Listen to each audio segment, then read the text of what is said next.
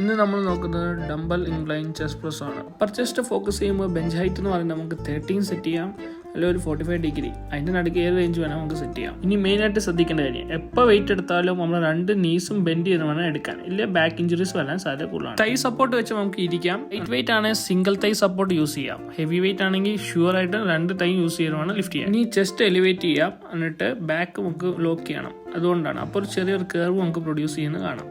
ഇനി കൈ ടക്കിൻ ചെയ്തിട്ട് ഇനി ചെസ്റ്റ് പ്രസ് ചെയ്യാം. ഇത് എന്തിനാന്ന് പറഞ്ഞാൽ ഷോൾഡറിനെ പ്രൊട്ടക്ട് ചെയ്യാനും സ്റ്റെബിലിറ്റിക്കും വേണ്ടിയാണ്. ഇനി ടക്കിൻ പൊസിഷനിൽ പ്രസ് ചെയ്യുമ്പോൾ ഡംബിൾസും കൈയും 2 സ്ട്രൈറ്റ് ആയിട്ട് വരണം.